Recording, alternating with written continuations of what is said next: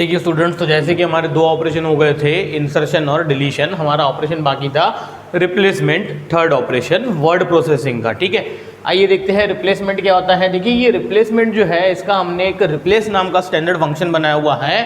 ठीक है, मैंने जैसे बार बार आपको बोला हुआ है कि ये according to high level languages ये क्या हो सकता है, चेंज हो सकता है। ये हमने क्या किया हुआ है, एक रफ हमने उसका एक मॉड्यूल बना के रखा हुआ है कि हम उसको कैसे इंटरप्रेट करने वाले हैं, यानी कि वो फंक्शन कौन सी आर्गुमेंट्स लेने वाला है और कैसे वर्कआउट करने वाला है, इस पे फोकस कीजिए। Syntax according to languages according to theory change हो सकते हैं। ठीक है, देखिए रिप्लेस टेक्स्ट पैटर्न 1 पैटर्न 2, यानी कि मुझे रिप्लेस करना है। क्या करना है भाई, रिप्लेस करना है पैटर्न, यानी कि वो जो टेक्स्ट में जो पैटर्न 1 है वो पैटर्न 1 पहली बार, यानी उसका जो भी फर्स्ट ऑकरेंस है उसको मुझे कहाँ से रिप्लेस करना है भाई, पैटर्न 2 से रिप्लेस करना है। ठीक है, तो आइए देखते हैं उसके लिए क्या ऑपरेशन है। सिंपली रिप्लेस टेक्स्ट, जिसमें से हमें क्या करना है, रिप्लेस करना है। उसमें से कौन सा पैटर्न रिप्लेस करना है, बाय विथ कौन सा पैटर्न। ठीक है, यानी कि भाई सपोज पैटर्न 1 की जगह पे मुझे पैटर्न 2 चाहिए, पर काय के लिए ये फंक्शन सिर्फ और सिर्फ फर्स्ट ऑकरेंस के लिए। आइए देखते हैं एग्जांपल से। रिप्लेस टेक्स्ट है हमारा, ये टेक्स्ट की जगह हमने पास किया x a b y a b z, A B को रिप्लेस करना है ए बी के फर्स्ट ऑकरेंस को बाय सी। तो बेटा देखिए ये ए बी का फर्स्ट ऑकरेंस कैसे रिप्लेस हो गया, वो सी से, और उसके बाद ये सेकंड ऑकरेंस और था वहाँ पे, पर ये फंक्शन हमने काय के लिए बनाया हुआ है, to replace first occurrence of pattern P1 by pattern 2। ठीक है, चलिए कोई बात नहीं। देखिए इधर replace x a b y a b z, B A को रिप्लेस करना है सी से। मुझे बताइए यहाँ पे बी ए नाम की सबस्ट्रिंग है क्या, बिल्कुल नहीं। तो बेटा ये जो सेम स्ट्रिंग है टेक्स्ट, वही हमारा क्या आ जाएगा, आउटपुट आ जाएगा, क्योंकि यहाँ पे हमें क्या मिला, बी ए का इंडेक्स हमें यहाँ पे फाउंड हुआ ही नहीं है, यानी कि बी ए नाम की सबस्ट्रिंग यहाँ पे नहीं है, सो दैट हम रिप्लेस नहीं कर सकते। तो जो टेक्स्ट एज इट इज है वही हमारा सेम क्या आ जाएगा, आउटपुट आ जाएगा। आई होप कि आपको ये दो एग्जांपल से क्लियर हो गया होगा कि ये हमारा रिप्लेस नाम का फंक्शन करता क्या है। ठीक है, पर मुझे बताइए कि हमने थोड़ी देर पहले लास्ट क्लास में हमने देखा था कि how to work delete and insert function. तो क्या ये रिप्लेस का मतलब ऐसा नहीं हुआ कि भाई पहले डिलीट करना है उसके बाद इंसर्ट करना है?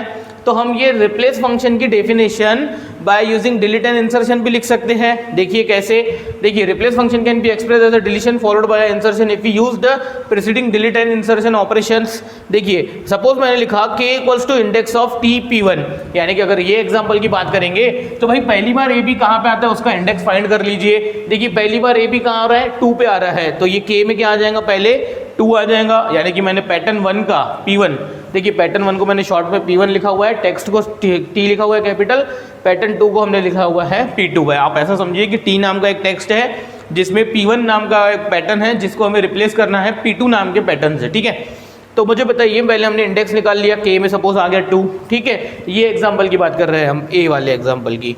तो फिर हमने t में क्या रिटर्न करवा दिया, डिलीट, t में से डिलीट कर दो kth पोजीशन से length of p1, length of p1 यानी कि 2 कैरेक्टर।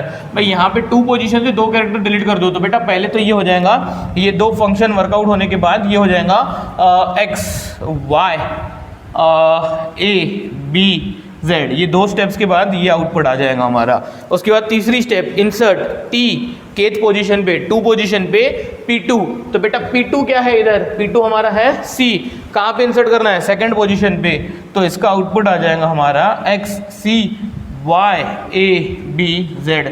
देखिए ये आउटपुट और ये आउटपुट सेम है, और ये रिप्लेस नाम के फंक्शन की डेफिनेशन हमने क्या की, पहले हमने किया डिलीशन फॉलोड बाय इंसर्शन। आ रही है बात समझ में कि हम रिप्लेस फंक्शन की definition by using previous operations भी लिख सकते हैं, पर रिप्लेस हमारा एक स्टैंडर्ड फंक्शन है, तो उसके लिए हमने उसके लिए क्या किया हुआ है, अलग से ही मेथड बना के पहले से ही रखी हुई है। ठीक है, मेथड बोल सकते हो आप इसको, या फिर function. Function is a more specific word, क्योंकि आपने प्रोग्रामिंग के टर्म्स में आपने फंक्शन ही सीखे हुए हैं। ठीक है, चलिए कोई बात नहीं। आई होप कि आपको ये फर्स्ट ऑकरेंस को कैसे रिप्लेस करना समझ में आ गया होगा। तो अब हम देखते हैं एल्गोरिदम। काय का एल्गोरिदम, कि सपोज मुझे क्या करना है, every occurrence of pattern P1 will be replaced by another pattern Q, यानी सपोज ऐसा मान लेते हैं, छोड़िए P1 P2 को, हम PQ नाम रख देते हैं कि each occurrence of pattern P will be replaced by pattern Q, यानी कि हर एक P नाम का जो पैटर्न है वो रिप्लेस होना चाहिए कैसे, Q से। तो इसके लिए हम कैसे अचीव करेंगे, इसके लिए एल्गोरिदम कि by using this replace function how we can achieve, देखिए मैंने लिखा हुआ है यहाँ पे a text T and a patterns P and Q are in memory, यानी कि तीनों भी मेमोरी में ऑलरेडी अवेलेबल है। This algorithm replaces every occurrence of P in T by Q, यानी P को रिप्लेस कर देगा Q से, पर हर एक ऑकरेंस ऑफ P को काय में T नाम के टेक्स्ट में। तो देखिए बहुत ही सिंपल प्रोसीजर है ये, हमने एक ऐसी प्रोसीजर पहले भी देखी थी डिलीशन वाली, अब ये रिप्लेस की है, ठीक है। Set K equals to index of TP, ये P नाम का पैटर्न T नाम के टेक्स्ट में कहाँ पे आता है, पहली बार हमने ये सेट K को सेट कर लिया, ठीक है। उसके बाद repeat while K not equals to 0, K जब तक 0 नहीं होता तब तक क्या कर लीजिए, इसको रिपीट करते रहिए, ठीक है। देखिए ये कंडीशन ध्यान में रखिए, इस पे हम इसको हम इलेबोरेट करेंगे कि एक रफ हमारा एल्गोरिदम है। आप ऐसा मत समझिए कि ये हर एक TP और Q के लिए वर्कआउट करेगा, बहुत बार ये एल्गोरिदम क्या हो जाएगा, इनफाइनाइट लूपिंग में भी चले जाएगा, बहुत बार ये एल्गोरिदम हमारा टर्मिनेट ही नहीं होने वाला है, क्योंकि ऐसा जरूरी नहीं है कि K हमारा क्या हो जाए, 0 होने ही वाला है, ऐसा बिल्कुल नहीं है। ये डिलीट नहीं है बेटा, ये रिप्लेस है, ठीक है, बताऊंगा मैं आपको आगे। फिलहाल आप ऐसा समझिए कि जब तक K 0 नहीं होता तब तक हमें ये प्रोसीजर रिपीट करनी है। क्या रिपीट करना है, set T equals to replace TPQ, देखिए ये एक बार का रिप्लेस ऑपरेशन हो गया भाई, ठीक है। T हमने एक बार क्या कर दिया, रिप्लेस कर दिया। फिर से सेट K इंडेक्स TP, यानी फिर से हमारा K क्या आया, एक वैलिड आया होगा, और फिर से हम गए K नॉट इक्वल टू 0, ये बार बार क्या होते रहेगा, P क्या होते रहेगा, रिप्लेस होते रहेगा, ठीक है। चलिए कोई बात नहीं है। और उसके बाद थर्ड स्टेप है ये रिपीट, ये हमारा लूप हो गया, उसके बाद राइट T, चौथी स्टेप एग्जिट, ठीक है। देखिए एल्गोरिथम देखने में बहुत ही सिंपल लग रहा है ना। आइए एक एग्जांपल देख लेते हैं, सच में वो सिंपल है, फिर हम सेकंड एग्जांपल से देखेंगे कि क्यों वो इतना सिंपल नहीं है, या फिर वो क्यों इफिशिएंटली वर्कआउट नहीं करेगा फॉर एनी रैंडम इनपुट्स, ठीक है। देखिए इधर जल्दी से, मैं समझता हूँ कि ये XABY, ठीक है, और ये P नाम का पैटर्न और ये C नाम का, हम सिंगल कोट्स में लिखते हैं, सिंगल कोट्स में लिखिए इनको, ठीक है। ये हमारे कन्वेंशन है जो हमने स्टार्टिंग से रेफर कर रहे हैं। हम टेक्स्ट है हमारा XABYABZ P equals to AB, तो देखो बेटा इसमें लूप 2 बार रन होगा, जब पहली बार रन होगा तो ये पहली बार का AB रिप्लेस हो जाएगा कैसे, C से, और उसके बाद फिर से रन होगा तो ये AB भी रिप्लेस कैसे हो जाएगा, C से, तो ये हो जाएगा XCYCZ, और ये हमारा क्या रहेगा, फाइनल आउटपुट। यानी कि यहाँ पे ये जो सेकंड स्टेप में हमने लूप लिखा हुआ है वो तो बेटा 2 बार रन होगा, और वो इजीली आंसर दे देगा हमें जो हमें डिजायर्ड आंसर चाहिए था, ठीक है। चलिए कोई बात नहीं, बताइए इस एग्जाम्पल की बात करते हैं कि XAY, फिर उसके बाद रिप्लेस P को A को रिप्लेस करना है AB से, तो बेटा A को रिप्लेस करना है AB से, तो बेटा ये हो जाएगा ABY, ठीक है। फिर से A को रिप्लेस करना है AB से, तो ये हो जाएगा XABB, अब ये B 2 बार नहीं लिखता हूँ मैं, B² लिख देता हूँ, B²Y, ठीक है। ऐसा चलता है, ठीक है, अंडरस्टैंडिंग पर्पस के लिए। मैं सपोज 10 टाइम्स B लिखा हुआ है तो मैं उसको 10 B की पावर 10 भी लिख सकता हूँ, ठीक है। ये हमारे कन्वेंशंस है। अब मुझे बताइए फिर से ये A रिप्लेस होगा कैसे, AB से, ठीक है। ये AB से रिप्लेस हुआ तो ABQY, ठीक है। फिर से रिप्लेस हुआ तो XAB की पावर 4Y, फिर से रिप्लेस हुआ XAB की power 5Y, and so on. बेटा ये चलते ही जाने वाला है, कभी खत्म होने वाला है बिल्कुल नहीं। इसी को बोलते हैं इनफाइनाइट लूपिंग, ठीक है। वो काय में चले गया, इनफाइनाइट लूप में चले गया। ऐसा क्यों हो रहा है, क्योंकि बेटा मुझे ये रिप्लेस काय को करना है, A को, पर काय से रिप्लेस करना है AB, तो बेटा जो रिप्लेस करना है वो काय में है, Q में भी अवेलेबल है, यानी कि बार बार वहां पे A आने वाला है, और बार बार हम उसको A को रिप्लेस करके AB से करते जा रहे हैं, यानी यहाँ पे Q की लेंथ भी बड़ी है, तो वो T नाम का टेक्स्ट भी क्या करते जाएगा, इंक्रीज होते ही जाएगा, और एक टाइम ऐसा आ जाएगा कि वो इनफाइनाइट लूपिंग की वजह से क्या हो जाएगा, हमें अनकंडीशनली हमें वो क्या करना पड़ेगा, टर्मिनेट करना पड़ेगा प्रोग्राम। आ रही है बात, नॉर्मल टर्मिनेशन नहीं होने वाला है यहाँ पे एक फॉल्ट की वजह से, मेमोरी फुल की वजह से, स्टैक मेमोरी फुल की वजह से वो क्या होने वाला है, टर्मिनेट होने वाला है, ठीक है। आ रही है बात समझ में? ठीक है, तो ये आप ऐसा समझिए कि ये हमारा एक रफ स्केच है कि भाई कैसे हम रिप्लेस करेंगे।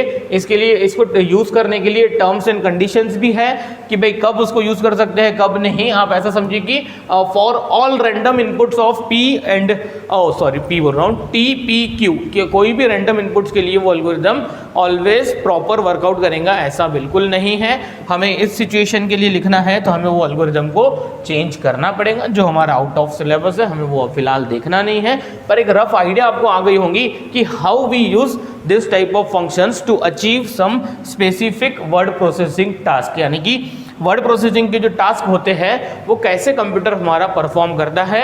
इस टाइप के फंक्शंस की डेफिनेशन उनमें पहले से लिखी हुई है जो सिस्टम डायरेक्टली कॉल करके यूज़ कर सकता है। ठीक है, चलिए कोई बात नहीं, जल्दी से ये रिप्लेसमेंट और ये एल्गोरिदम और ये दो एग्जांपल्स क्या कर लीजिए, नोट कर लीजिए। तो हमें देखना है पैटर्न मैचिंग एल्गोरिदम्स। देखिए स्टूडेंट्स, तो अब हमें देखना है पैटर्न मैचिंग एल्गोरिदम्स, जिसमें हमें मेनली दो एल्गोरिदम्स को स्टडी करना है।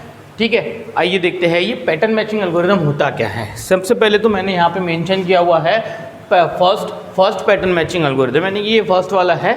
इसको थोड़ा सा, ये थोड़ा स्लो है, इसकी टाइम कॉम्प्लेक्सिटी थोड़ी ज़्यादा होती है, देखेंगे हम एट लास्ट। और सेकंड जो है वो है सेकंड पैटर्न मैचिंग, जिसको ही हम क्या बोलते हैं, फास्ट पैटर्न मैचिंग। ठीक है, चलिए कोई बात नहीं, इनकी हमें टाइम कॉम्प्लेक्सिटी भी कंपेयर करना है कि ये कितना टाइम लेते हैं। पर पहले मुझे बताइए, ये पैटर्न मैचिंग वर्ड से ही आपको एल्गोरिदम ने क्या करना चाहिए, ये आपको समझ में आ गया होगा कि भाई सपोज एक टी नाम का मेरे पास क्या है, टेक्स्ट है, और एक पी नाम का मेरे पास क्या है, पैटर्न है। तो बेटा टॉपिक का नाम क्या है, पैटर्न मैचिंग एल्गोरिदम। कि भाई मुझे क्या करना है, फाइंड करना है कि वो जो पी नाम का पैटर्न है वो हमारे टेक्स्ट में कहाँ पे बिलोंग करता है, और उसको मुझे क्या करना है, एज अ इंडेक्स उसको क्या करना है, रिटर्न करना है। ठीक है, चलिए देखिए यहाँ पे मैंने जैसे एल्गोरिदम का एम भी लिखा हुआ है, P and T are strings with length R and S, यानी कि ये जो टी है, ये टी की लेंथ कितनी है, एस, और ये पी जो है उसकी लेंथ कितनी है भाई, आर। ऐसे हमारे दो स्ट्रिंग्स पहले से ही अवेलेबल है and are stored as arrays with 1 character per element, यानी कि एज अ अरे वो स्टोर किए हुए हैं हमने। ठीक है, this algorithm finds the index of P in T, यानी कि ये एल्गोरिदम क्या करने वाला है भाई, पी नाम का पैटर्न वो टी नाम के टेक्स्ट में कहाँ पे आने वाला है, उसका इंडेक्स रिटर्न करने वाला है। ठीक है, चलिए छोड़िए ये एल्गोरिदम को, पहले हम एक एग्जांपल देख लेते हैं। सपोज मैंने बोल दिया भाई टी इक्वल्स टू एक स्ट्रिंग है, स्ट्रिंग यानी कि टेक्स्ट है बहुत बड़ा, A B A B A B A B A B A. ठीक है, कितने कैरेक्टर्स का है भाई, ये काउंट कर लीजिए, 1 2 3 4 5 6 7 8 9 10 11 12 13 14 15 16 17 18 19 20। हाँ देखिए मैंने यहाँ पे लिखा हुआ है, जैसे कि हमारे एल्गोरिदम का क्या बोलना है कि वो हमारे एक अरे के फॉर्म में स्टोर्ड है। तो मुझे बताइए अरे के फॉर्म में स्टोर्ड है तो ये टी इक्वल्स टू ऐसा बोल सकते हैं ना हम, T1 T2 up to so on T20। बेटा ये हो गया ना कैरेक्टर्स, एक कैरेक्टर एक इसमें स्टोर्ड है। तो बेटा अरे अगर हमारा वो क्या है, टी नाम का अरे है, तो उसकी जो इंडेक्स नंबर है 1 to 20 में ये 20 कैरेक्टर्स क्या होंगे, स्टोर होंगे। सिमिलरली एक पी नाम का पैटर्न है AABA, तो बेटा यहाँ पे ये P इक्वल जो अरे के फॉर्म में स्टोर है वो P1 P2 P3 P4 ये क्या हो गए, उसके 4 इंडेक्स नंबर्स हो गए अरे के। ठीक है, अब मुझे बताइए कि सपोज, छोड़िए ये एल्गोरिदम को, मैंने आपको बोल दिया कि manually as a person, as a human being, आपको अगर मैंने बोल दिया कि भाई ये मुझे पैटर्न है, ये टेक्स्ट में मुझे क्या करना है, देखना है कि भाई ये सेम पैटर्न अवेलेबल है कि नहीं है, और इफ अवेलेबल है then tell me its index. तो मुझे बताइए आप क्या करने वाले हो। बेटा जो आप करने वाले हो वही हमारा ये एल्गोरिदम भी करने वाला है, और उसी को ही हम बोलते हैं पैटर्न मैचिंग एल्गोरिदम। ठीक है, मुझे बताइए आप क्या करोगे, आप ये जो AABA है ना, ये पहले चेक करोगे यहाँ पे कि भाई AABA है क्या, नहीं है। फिर आप देखोगे कि यार यहाँ सेकंड पोजीशन पे AABA है क्या, नहीं। थर्ड पोजीशन से शुरू करके AABA है क्या, नहीं। फोर्थ पोजीशन से नहीं, फिफ्थ से नहीं, सिक्स से नहीं, 7 8 नहीं, ये नाइन्थ। देखिए ये जो नाइन्थ है, फिर आप क्या करोगे, देखोगे आप AABA, यानी कि ये पहला कैरेक्टर भी मैच हुआ, सेकंड भी मैच हुआ, थर्ड भी BA, यानी कि हाँ भाई ये यहाँ पे मिल गया हमें। तो ये कहाँ से शुरू हो रहा है, 9th पोजीशन से। तो आप बोल दोगे कि यस सर, कि वो P नाम का पैटर्न T नाम के टेक्स्ट में अवेलेबल है at index 9, at index K equals to suppose 9। भाई हाँ, 9th पोजीशन पे। तो मुझे बताइए ये मैन्युअली आपने कैसे परफॉर्म किया?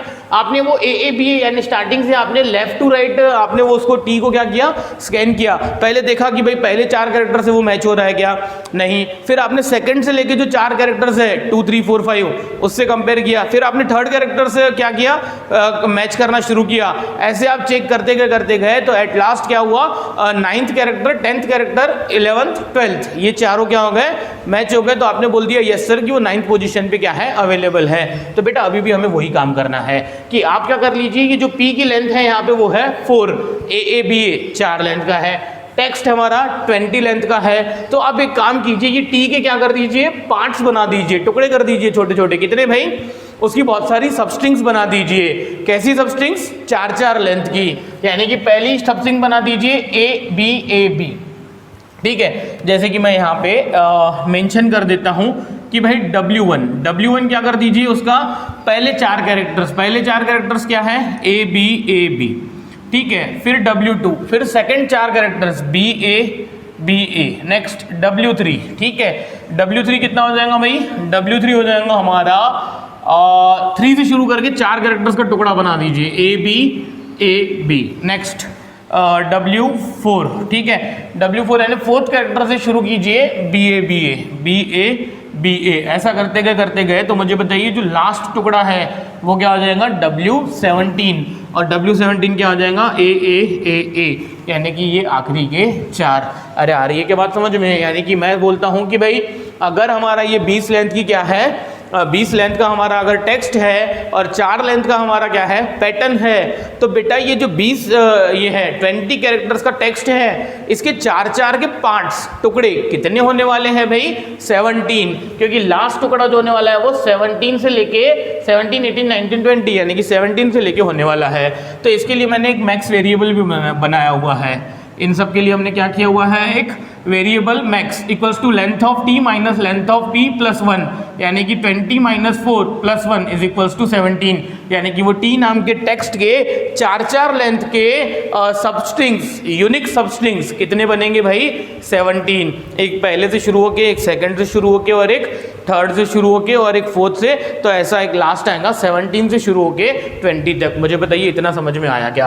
कल चल के बेटा ये टी अगर हमारा 100 लेंथ का रहता था और पी नाम का हमारा जो पैटर्न है वो यही 4 लेंथ का रहता था, तो मुझे बताइए यहाँ पे 100 माइनस 4 96 प्लस 1 97। तो बेटा W97 यानी कि क्या हो जाते थे, वो 100 लेंथ की टेक्स्ट के 97 टुकड़े होते थे, और लास्ट टुकड़ा रहता था T of 97, T of 98, T of 99, ठीक है, और T ऑफ 100। अरे आई क्या बात समझ में, ठीक है, T ऑफ 100 आई बात समझ में। जैसे मैंने यहाँ पे लिखा हुआ है, देखिए W1 नाम की सबस्ट्रिंग मैंने बनाई हुई है T1 T2 T3 T4 की। W2 नाम की सबस्ट्रिंग बनाई है मैंने T2 T3 T4 T5 and so on. ऐसा करते गए तो W17 नाम की जो स्ट्रिंग है वो है T17 T18 T19 T20, जिसको मैंने यहाँ पे ये एग्जाम्पल के फॉर्म में लिखा हुआ है। ये जनरलाइजेशन लिखा हुआ है मैंने, ये एक पर्टिकुलर एग्जाम्पल के फॉर्म में लिखा हुआ है। आ रही है बात समझ में?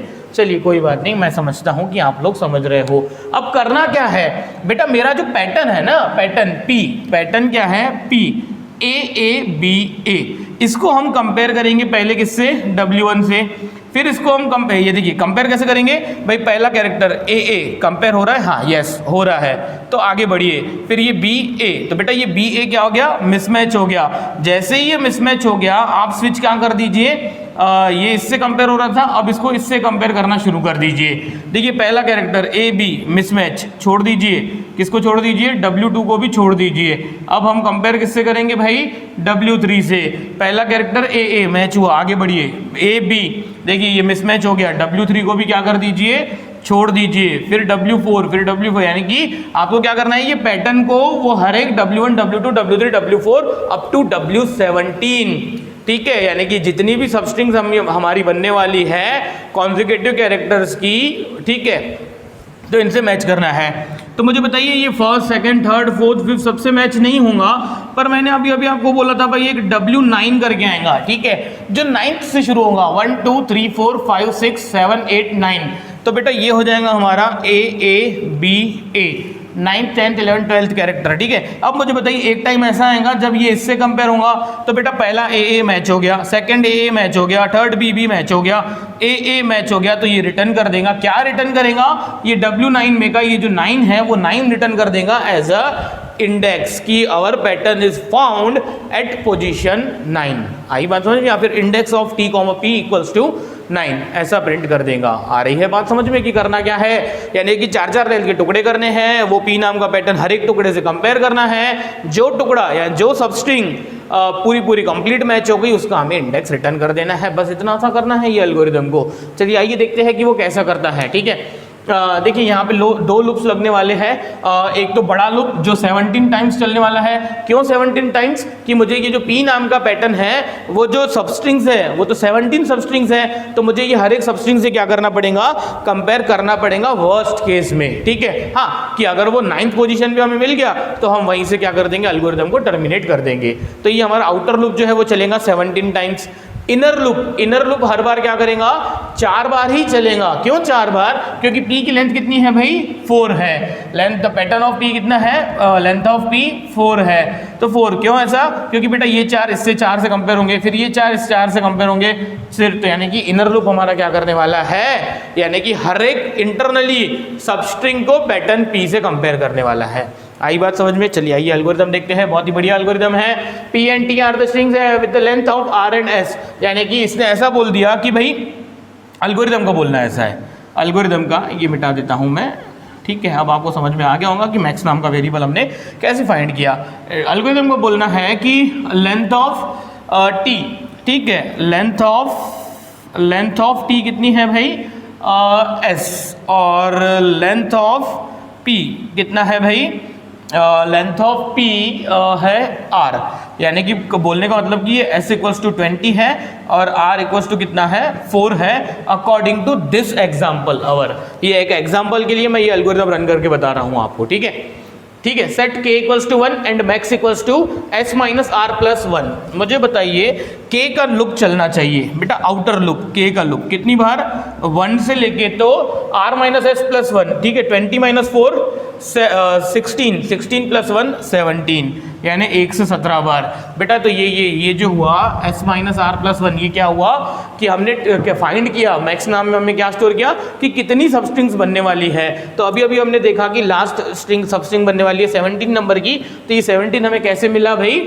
वो हमें मिला 20 माइनस 4 16 प्लस 1 17 स्ट्रिंग्स। तो आउटर लूप कितनी बार चलना चाहिए भाई? 17 टाइम्स चलना चाहिए। तो मैंने k को असाइन कर दिया 1 से लेके तो 17 तक। देखिए अब repeat steps 3 to 5 while k is less than equals to max. यानी कि k 1 से शुरू किया हुआ है हमने और कहाँ तक चलना चाहिए? Less than equals to max, यानी कि less than equals to max, यानी कि मैक्सिमम 17 टाइम्स तक वो वर्स्ट केस में चलेगा। ठीक है, करना क्या है? देखिए ये 17 टाइम्स हमें करना क्या है? पहले p को w1 से कंपेयर करना है, फिर p को w2 नाम की सबस्ट्रिंग से कंपेयर करना है एंड सो ऑन। तो अंदर हमने लिखा हुआ है कि कैसे वो इंटरनली ये होने वाला है comparison. Repeat for l equals to 1 to r। मुझे बताइए ये जो l का लूप है, l का लूप 1 to r यानी 4 तक ही चलने वाला है, क्योंकि p की लेंथ कितनी है? r, यानी कि 4। ठीक है, if p of l not equals to t of k plus L minus 1। देखिए ये समझने लायक है कि मैंने ये t of k minus 1 L ये ऐसा क्यों लिखा हुआ है। चलिए आइए एक काम करते हैं, इसको समझ लेते हैं कि मैं बोलता हूँ ये लूप कैसे रन होने वाला है। देखिए मैं बताता हूँ, जब k इक्वल्स टू 1 रहेगा तब l इक्वल्स टू क्या रहने वाला है? l इक्वल्स टू 1 से लेके r, यानी कि l तो हमेशा क्या रहने वाला है? फिक्स 1 से लेके r तक। तो मुझे एक बात बताइए, जब k इक्वल्स टू 1 है, भूल जाइए इसको, ठीक है। जब k इक्वल्स टू 1 है तो यानी कि पहली स्ट्रिंग, यानी कि आप करने वाले क्या हो? आप p of 1, p of 2, p of 3, p of 4 को कंपेयर करने वाले हो। कैसे? t of 1, t of 2, t of 3, t of 4 से। अरे आ रही है क्या बात समझ में? यानी कि कैसे? देखिए इधर, यानी कि आप क्या करने वाले हो? पहला टुकड़ा, चलिए कर लेते हैं हम। पहला टुकड़ा ए बी और हमारा पैटर्न ए बी कंपेयर हुआ, यानी ये इक्वल हुए तो हम आगे बढ़ेंगे। फिर ए बी ये कंपेयर नहीं हुआ तो हमें कहाँ चले जाना है भाई? हमें स्विच करके सेकंड पे, यानी कि हमें कहाँ पे चले जाना है? W2 पे। ठीक है, चलिए छोड़िए इसको, मैं एक रैंडम ले लेता हूँ। मुझे बताइए कि भाई हमारा जो पैटर्न है वो पहले वाले से भी मैच नहीं हुआ, सेकंड वाले से भी मैच नहीं हुआ, सपोज वो 9th वाले से मैच हो रहा है, या फिर मैं एक टाइम ऐसा आ गया कि k की वैल्यू कितनी है 5 है, k की वैल्यू कितनी है भाई 5 है, p of 2, p of 3, p of 4, k की वैल्यू कितनी है भाई 5। तो मुझे बताइए k की वैल्यू 5 है तो वो t of 5, t of 6, t of 7 और t ऑफ 8 इनसे कंपेयर होना चाहिए हमारा। यानी हमारा जो पैटर्न है, पैटर्न के जो 4 अल्फाबेट्स है वो किससे कंपेयर होने चाहिए भाई? अगर हम 5वीं सबस्ट्रिंग से कंपेयर कर रहे हैं तो t ऑफ 5, 6, 7, 8। मुझे बताइए, तो देखिए इधर जल्दी से क्या होने वाला है, k equals l equals to 1, पहले 1 यानी पहले क्या कंपेयर होना चाहिए? पहले बेटा p1 और t ऑफ 5 कंपेयर होना चाहिए। तो मुझे बताइए t of k plus l minus 1, k कितना है 5 के लिए रन हो रहा है, 5 प्लस l कितना हो जाएगा? अरे भाई 5 प्लस l, l पहली बार कितना 1, 6 माइनस 1 5। देखिए पहले ये दोनों कंपेयर होने चाहिए, आ रही है बात समझ में? अच्छा, जब l इक्वल्स टू 2 हो जाएगा, जब l इक्वल्स टू 2 हो जाएगा तो 5 प्लस 2 7, 7 माइनस 1 6, यानी कि सेकंड कैरेक्टर कैसे कंपेयर होना चाहिए भाई? 6 से कंपेयर होना चाहिए, ठीक है। नेक्स्ट, उसके बाद जब l इक्वल्स टू 3 रहेगा तब ये 5 प्लस 3 8, 8 माइनस 1 7, तीसरा कैरेक्टर कैसे होना चाहिए? इससे कंपेयर होना चाहिए। तो आई होप कि अब आपको समझ में आ गया होगा कि ये k प्लस l माइनस 1 मैंने क्या लिखा हुआ है। आ रही है बात समझ में? सब सिमिलरली अगर मैं आपको बोल दूं भाई k इक्वल्स टू क्या है बेटा, k इक्वल्स टू 9 है, तो बेटा k इक्वल्स टू 9 है तो ये हमारे कंपेयर कैसे होने चाहिए? p ऑफ 1 2 3 4, बेटा ये कंपेयर होना चाहिए t ऑफ 9 10 11 12। तो बेटा ये कैसे बनेगा? ये t ऑफ 9 कहाँ से आया? तो देखिए कहाँ से आया, ये क्या हो जाएगा हमारा? सिंपली ये हो जाएगा पहली बार के लिए 9 प्लस 1 माइनस 1 यानी कि t ऑफ 9। फिर से जब k इक्वल्स टू 9 के लिए रन हो रहा है तो जब k की l की वैल्यू 2 हो जाएंगी तो 9 प्लस 2 11 माइनस 1 10, तो सेकंड कैरेक्टर 10 से कंपेयर होगा। आ रही है बात समझ में? तो देखिए मैंने क्या बोला भाई, repeat l equals to 1 to r if p of l is not equals to t of k plus l minus 1। देखिए बेटा ये 4 बार ही होने वाला है हर बार, ठीक है। तो जैसे कि मैं एक एग्जांपल ले लेता हूं कि सपोज k इक्वल्स टू क्या है हमारा 1 है, ठीक है, k इक्वल्स टू 1 है हमारा, तो बेटा p1 और t1 कंपेयर होंगे, तो बेटा ये a और ये a सेम है तो वो सेकंड पे जाएगा, सेकंड पे जाएगा तो क्या हो जाएगा? सेकंड पे जाएगा भाई ये इक्वल है कि नहीं है चेक करेगा, तो बेटा ये a है ये b है, तो बेटा ये तो नॉट इक्वल है। अगर नॉट इक्वल है तो उसमें क्या स्विच कर देना चाहिए? k इंक्रीमेंट हो जाना चाहिए और हम पहली सबस्ट्रिंग को w1 को छोड़ देंगे और w2 को कंपेयर करना चाहिए। तो जैसे ही मुझे पता चला कि भाई ये p ऑफ 2 और t ऑफ 2 क्या हो रहे हैं? मैच नहीं हो रहे हैं, नॉट इक्वल्स है। तो इफ नॉट इक्वल्स उसके बाद क्या करना चाहिए हमें सीधा जाना चाहिए भाई कौन सी स्टेप पे? 5 वाली स्टेप पे जाना चाहिए। मैंने वहां पे लिखा नहीं है, वहां पे आपको लिखना पड़ेगा। If p of l not equals to t of k plus l minus 1 then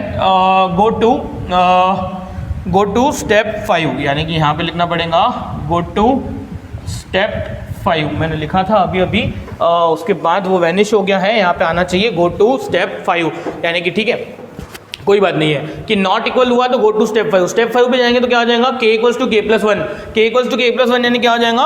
k equals to 2 हो जाएगा कि भाई पहला टुकड़ा मैच नहीं हुआ, सेकंड से कंपेयर कीजिए। फिर से हम ऊपर जाएंगे, देखेंगे कि भाई k इक्वल्स टू क्या है 2 इज लेस देन 17, यस। फिर से अंदर जाएंगे, सेकंड टुकड़ा चेक करेंगे, सेकंड टुकड़ा पूरा हो गया, ठीक है, तो क्या हो जाएगा वो? जैसे कि अब हमारा आ गया, सपोज अब हमारा k इक्वल्स टू क्या हो गया 2, तो बेटा k इक्वल्स टू 2 हो गया तो ये हो जाएगा हमारा 2 3 4 5, ये inner loop l equals to 1 to 4, तो ये हो जाएगा 1 2 3 4 और ये हो जाएगा 2 3 4 5। तो मुझे बताइए सेकंड टुकड़े से कंपेयर हुआ, यानी कि ये a b, जैसे ये पहला हमें पता चला भाई ये हमारा पहला ही क्या हो गया है? मिसमैच, पहला ही मिसमैच हो गया है। तो फिर से ये go to step 5, k equals to k, ये हो जाएगा k प्लस 1 यानी कि थर्ड टुकड़ा चेक करेंगे। ऐसा करते करते 8, यानी कि 8 सबस्ट्रिंग भी हमारी मैच नहीं हुई, तो उसके बाद वो k प्लस 1 हो जाएगा 9 और फिर से वो 9 के लिए चेक करेगा। तो मैंने अभी आपको 9 के लिए चेक करके बताया भाई कहाँ है w ऑफ 9, ये देखिए ये इक्वल हो जाएगा a, ये दूसरा भी a इक्वल हो जाएगा, देखिए ये p से, ठीक है, और ये b भी इक्वल हो जाएगा और ये a भी इक्वल हो जाएगा, यानी कि ये चारों भी क्या हो जाएंगे? इक्वल हो जाएंगे।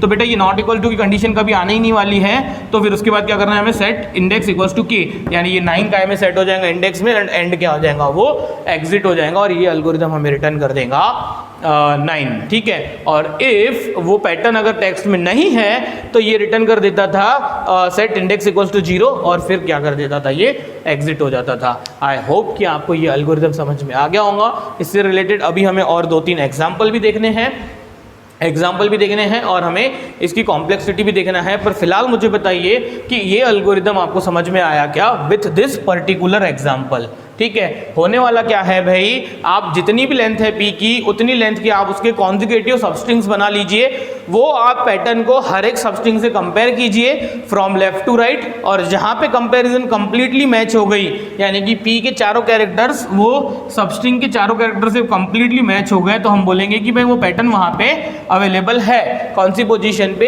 एट केथ पोजीशन, और वो पोजीशन को हम एज ए इंडेक्स रिटर्न कर देंगे। इट मीन्स कि अगर हमारा ये एग्जाम्पल के लिए ये एल्गोरिथम वर्कआउट होता है तो आंसर इज 9, यानी कि ये इंडेक्स, ये k इक्वल्स टू क्या हो जाएगा, 9 था हमारा, जिसके लिए पूरा पूरा मैच हुआ था, ठीक है। तो फिर वो हमारा क्या हो गया था, इधर आ गए थे, और ये 9 किसको साइन हो गया था, इंडेक्स को साइन हो गया था। और वैसे भी आपको क्लियरली दिखना चाहिए कि वो p नाम का पैटर्न 9th पोजीशन पे टेक्स्ट पे अवेलेबल है। तो सबसे पहले तो मैं बोलता हूँ एक काम कीजिए, ये आप एल्गोरिदम और ये एग्जाम्पल पहले कॉपी कर लीजिए। देखिए स्टूडेंट्स, तो जैसे कि हमने ये एल्गोरिदम देखा और हमने एक पर्टिकुलर एग्जाम्पल से हमने देखा कि कैसे ये एल्गोरिदम पे हम क्या कर सकते हैं, वर्कआउट कर सकते हैं फॉर एनी पर्टिकुलर एग्जाम्पल, ठीक है। अब हमें देखना है कि इसको टाइम कितना लगता है, यानी कि टाइम कॉम्प्लेक्सिटी, ठीक है।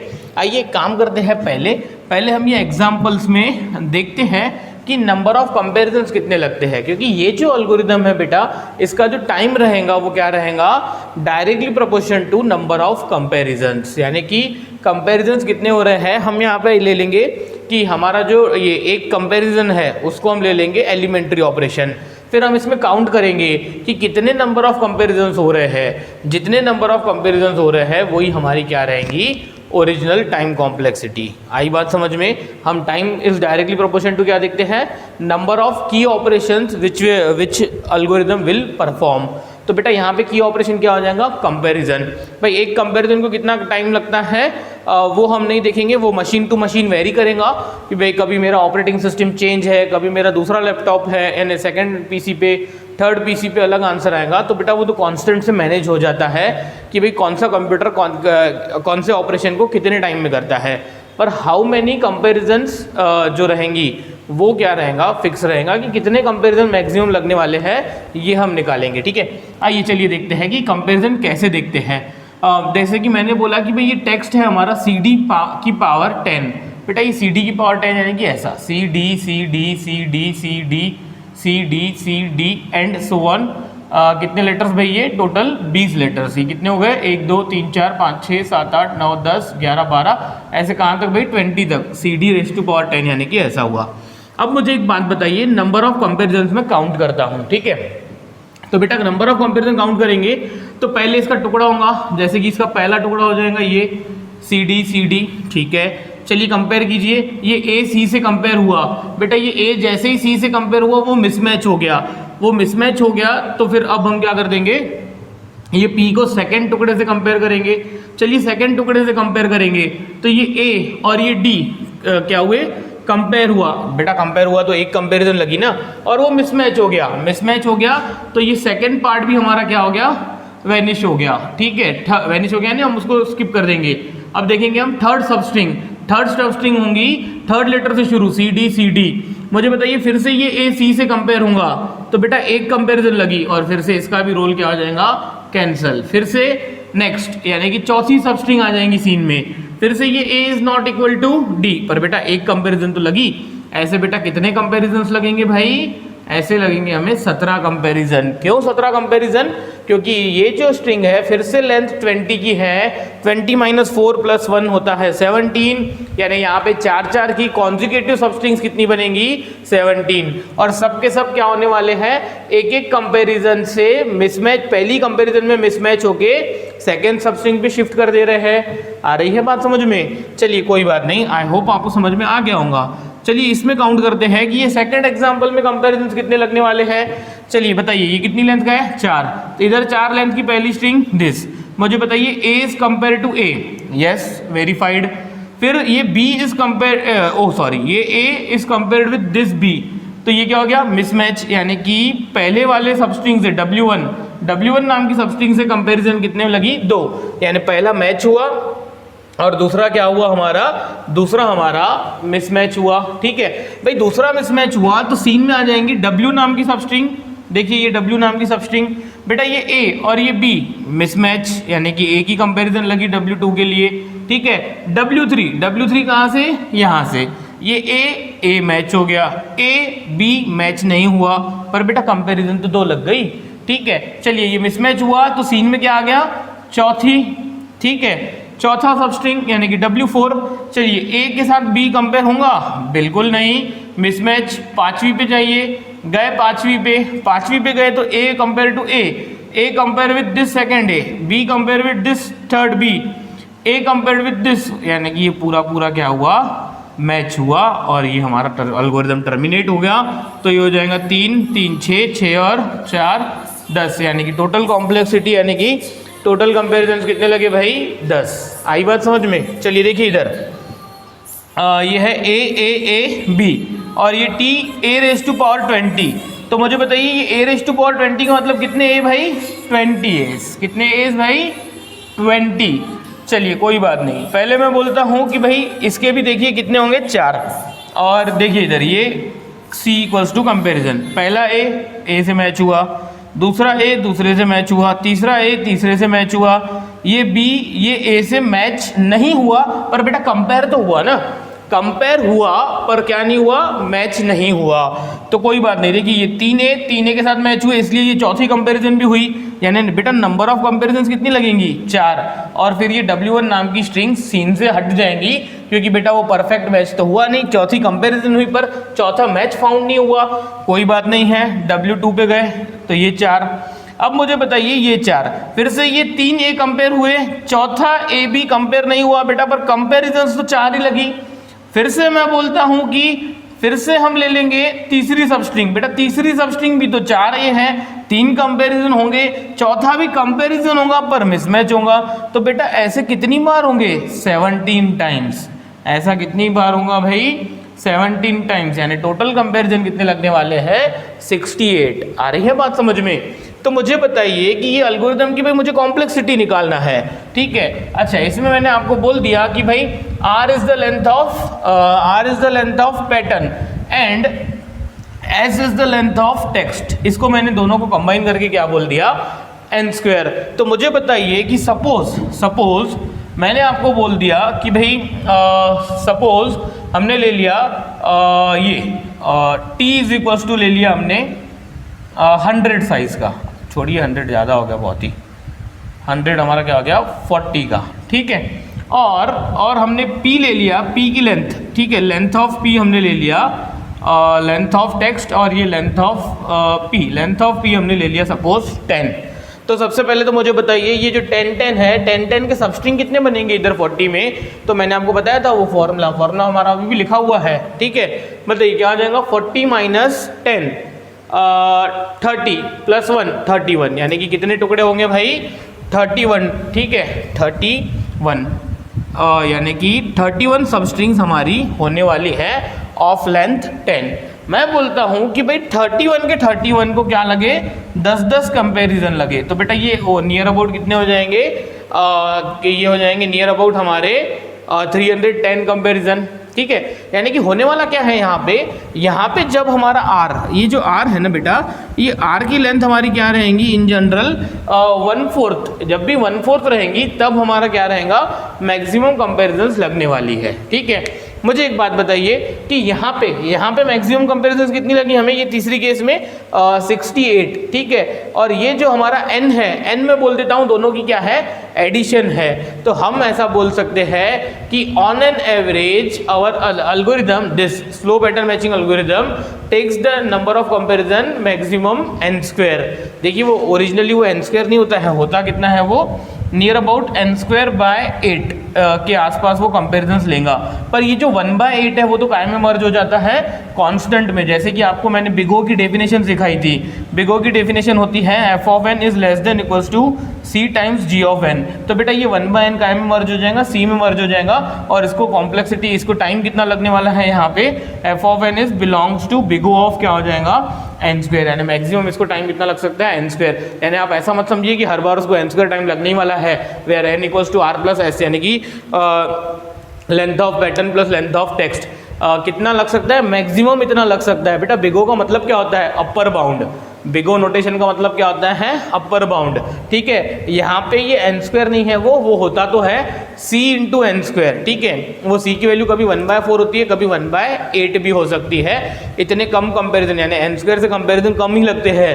पर जब हम उसको समराइज करते हैं तो बेटा समराइज करने में हमें लिखना क्या पड़ता है, हम लिखते उसको है कि भाई slow pattern matching algorithm it takes the comparisons big O of N square. आई बात समझ में? चलिए कोई बात नहीं, मैं समझता हूँ कि एल्गोरिथम को आपको समझ में आ ही गया था। ये तीनों एग्जांपल्स भी नोट कर लीजिए और उसकी कॉम्प्लेक्सिटी लिखिए, f of n is belongs to big O of N square. ठीक है, हाँ किसी ने पूछा भाई नंबर ऑफ कंपेरिजन मैक्सिमम कब लगेंगे, तो बेटा जब हमारे आर की वैल्यू n/4 हो जाएंगी तब नियर अबाउट क्या लगेंगे, मैक्सिमम कंपेरिजन लगेंगे। ठीक है, आई बात समझ में? ठीक है, कंपेरिजन देखिए बहुत कम लगने वाले हैं बहुत सारी केसेस में, एक हाथ दो केसेस में ही कंपेरिजन ज़्यादा लगती है जिनको हम वर्स्ट केस भी बोलते हैं।